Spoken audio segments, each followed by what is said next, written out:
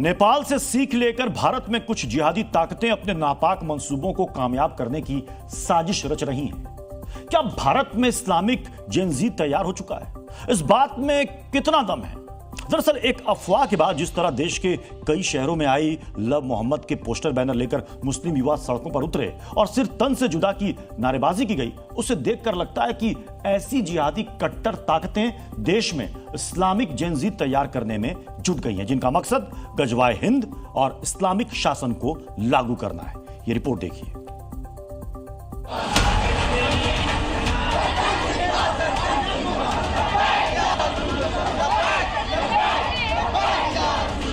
भारत में Islamic gen Z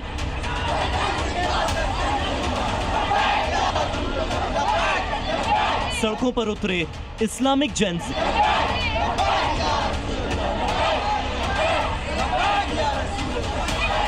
I love Muhammad पर किसने भड़काया?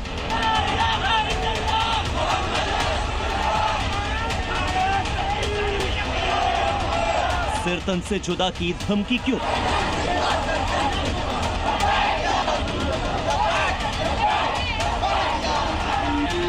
क्या देश में इस्लामिक जेनजी तैयार हो रहे हैं?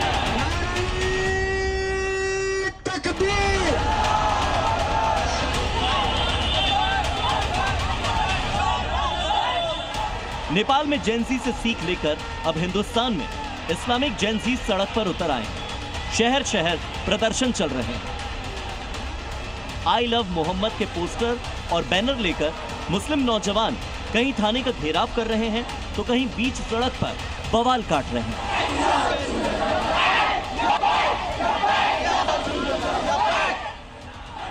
ये 4 तस्वीरें देखिए, भदोही, कानपुर, कौशाम्बी और बीड़, गोधरा, टोंक जैसे अलग अलग शहरों की। ये तस्वीरें आपकी टीवी स्क्रीन पर। एकाएक इन लोगों तक यह अफवाह किसने फैलाई?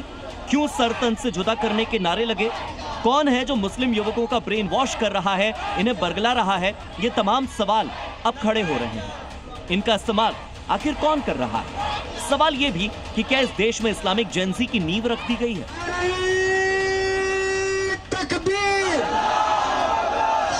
जिहादी सोच को अमली जामा पहनाकर मौलाना इस्लामिक जेनजी की फौज तैयार कर चुके हैं, जो आने वाले वक्त में नेपाल जैसे हालात भारत में पैदा कर सके।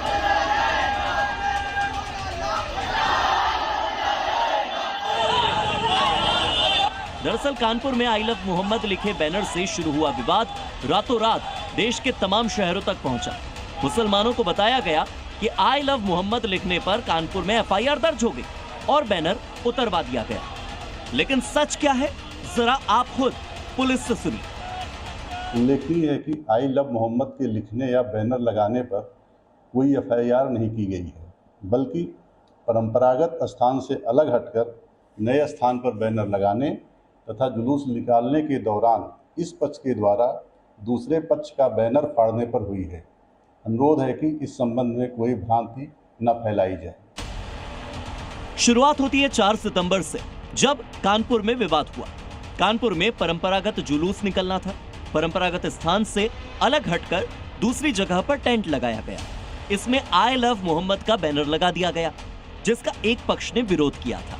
पुलिस पहुंची तो टेंट लगाने वालों के खिलाफ भी विरोध हुआ। दोनों पक्षों की सहमति से टेंट परंपरागत स्थान पर लगा दिया गया। आई लव मोहम्मद वाला बैनर भी एक जगह से हटाकर दूसरी जगह लगा दिया गया।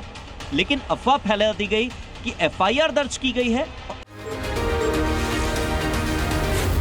जी न्यूज़।